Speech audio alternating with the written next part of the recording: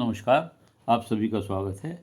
आज इस वीडियो के द्वारा मैं आशा शर्मा, जो सरिया रायगढ़ के पास के रहने वाली हैं, उन्होंने अपनी बर्थ डिटेल भेजी है और प्रश्न किया है कि उन्हें नौकरी मिलेगी या नहीं, शादी कब होगी, पति कैसा होगा और आर्थिक स्थिति कैसी रहेगी। उनके द्वारा बताए गए समय के अनुसार जो बर्थ चार्ट बनता है वह आपके सामने है। सिंह लगन का चार्ट है। दूसरे भाव में सूर्य बुध बुधत्व योग बना रहे हैं। चौथे भाव में मंगल सुख रही है। छठे भाव में चंद्र केतु युक्ति है जो शनि के घर में है, और भाग्य स्थान में गुरु शनि बैठे हुए हैं, और व्ययेश में 12वें भाव में शुक्र राहु बैठे हुए हैं। इस तरह आपकी कुंडली की स्थिति है जिसका हम अभी विश्लेषण करेंगे। देखिए, ये ज्योतिष के हिसाब से गणना की जाती है, और ज्योतिष के बहुत सिद्धांत हैं, अनेक पुस्तकें हैं, अनेक विद्वानों के मत हैं। वो सब किसी भी पॉइंट पर, सभी ज़्यादातर पॉइंट पर लोगों के विचार भिन्न भिन्न हैं। फिर भी जो ज़्यादा प्रचलित सिद्धांत हैं उनके हिसाब से आपकी कुंडली का विश्लेषण किया जाएगा। उसके बावजूद भी आपको सलाह दी जाती है कि भविष्य या विश्लेषण सुनने के बाद भी आप अपने विवेक से निर्णय लें। यद्यपि बड़ी ईमानदारी के साथ आपकी कुंडली का विश्लेषण किया जा रहा है जैसी मुझ में योग्यता है। देखिए, सिंह लगन की कुंडली बनती है तथा लग्नेश दूसरे भाव में बुध के साथ बैठे हुए हैं जो अपने घर के हैं और बुधात्य योग बना रहे हैं, जो धन के भाव में हैं, तथा आपका 11वें का स्वामी होकर बैठा है, जो आय का और धन का स्वामी होकर 11वें भाव का स्वामी होकर इसमें धन स्थान में बैठा हुआ है। ऐसे लोग वाणी के माध्यम से धन कमाते हैं, क्योंकि बुध वाणी से आमदनी देता है। अर्थात प्रवक्ता, टीचर, वकील, पत्रकार, राजनीतिक क्षेत्र में ऐसे लोग हो सकते हैं। प्रोफेशनल हो सकते हैं, व्यापार में व नौकरी, तीनों में जिसमें इनकी रुचि हो सफल होते हैं। तीनों के ही इनकी कुंडली में सफल योग हैं। ये लोग बुद्धिमान और अपनी बात को स्पष्ट रूप से रखने वाले व प्रभावी ढंग से रखने वाले होते हैं।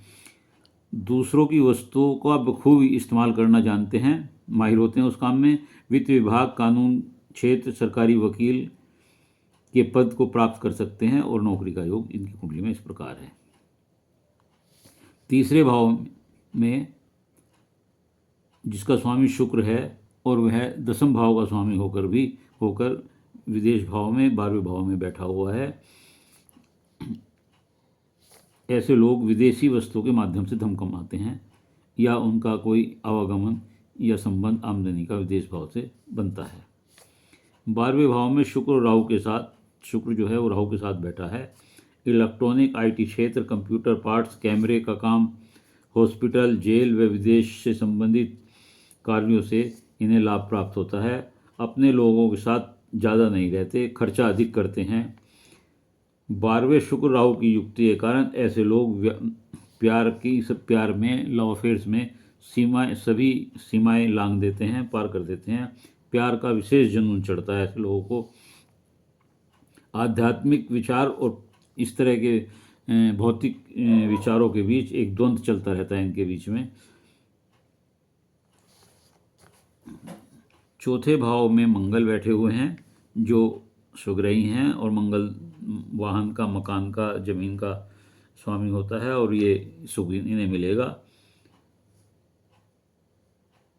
और क्योंकि ये मंगल भाग्य स्थान का स्वामी भी है और सुख स्थान का भी स्वामी है, और अपने भाव में होकर के केंद्र में बैठा हुआ है, अच्छा योग है। नौकरी, पद, प्रतिष्ठा देता है, क्योंकि ये इस भाव को, आपके 7वें भाव को और 10वें भाव को देख रहा है, और भाग्य शुभ है।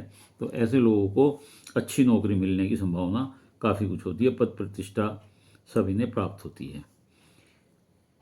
ये चंद्र केतु जो छठे भाव में बैठे हैं, ये अच्छा योग नहीं होता है। इसमें स्वास्थ्य की समस्या हो सकती है, शत्रुओं की समस्या हो सकती है, मुकदमेबाजी का झंझट हो सकता है जिन पर खर्च करना पड़ सकता है। मानसिक तनाव व चिंता केतु की वजह से हो सकती है। नींद ठीक से नहीं आती, एंजाइटी बनी रहती है। ऐसे लोग तुरंत रिएक्शन देते हैं किसी बात पर, और विदेश, बस केतु यहाँ बैठकर विदेश में इनका यात्राएं कराने की योग बनाता है। शनि गुरु जो भाग्य स्थान में बैठे हुए हैं, 9वें भाव में बैठे हुए हैं, यहाँ शनि नीच के हैं, तथा पति घर के स्वामी होकर उनका संबंध छठे से भी है, होकर इसमें भाग्य स्थान में बैठे हुए हैं। लेकिन गुरु मूल त्रिकोण के स्वामी, पंचमेश के स्वामी होकर भी नवम भाव में बैठे हुए हैं। इनका प्लेसमेंट बहुत अच्छा है। इनमें इस योग के कारण प्रेम विवाह होने से की भी संभावना से इनकार नहीं किया सकता। इस योग से उच्च शिक्षा प्राप्त होती है। भाइयों के सुख में कमी होती है, क्योंकि शनि यहाँ देख रहे हैं इसके तीसरे भाव को क्रूर दृष्टि से। भाइयों का सहयोग नहीं होता है, भाइयों हो सकता है भाई भी ना हो। ऐसी स्थिति में किस्मत शनि की वजह से किस्मत देर से साथ देती है। गुरु उत्तम फल देते हैं, विदेश योग कराते हैं, उच्च पद प्रतिष्ठा नाम प्रसिद्धि प्राप्त होती है। इस प्रकार यह निश्चित रूप से आपकी कुंडली में नौकरी का योग है और प्रोफेशन का भी योग है और व्यापार का भी योग है, जिसमें जो आपको सूट करता हो, जहां आपकी इच्छा हो सकता है। नौकरी के लिए ट्राई करेंगे तो नौकरी अवश्य मिलेगी। भाग्योदय ऐसे लोगों का गुरु की वजह से 16-17 साल में, मंगल की वजह से 28-29 साल में और शनि की वजह से 30 से 34 के बीच होता है।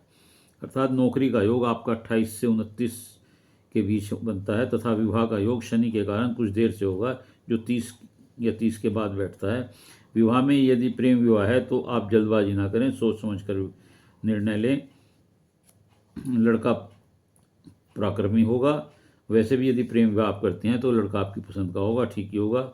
आर्थिक स्थिति 28/29 के बाद से और 34 के बाद से बहुत अच्छी हो जाएगी। विदेश में आपका आना जाना बने रहेगा।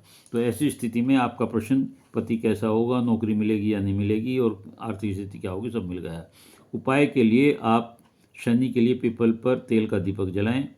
गणपति जी, केतु के लिए गणपति जी पर दूबड़ा घास चढ़ाएं, उनकी पूजा करें और पक्षियों को दाना डालें। यदि आप ये करेंगे तो जो कुछ व्यवधान केतु चंद्रमा की वजह से आपको मिल रहे हैं या शादी की बाद कोई शनि की वजह से दिक्कत हो सकती है, तो वो सब ठीक होंगी। उम्मीद है आपको मेरी ये वीडियो पसंद आई होगी। यदि आपको वीडियो अच्छी लगी हो तो इसे लाइक करिएगा, शेयर करिएगा और अपने विचार अवश्य लिखिएगा।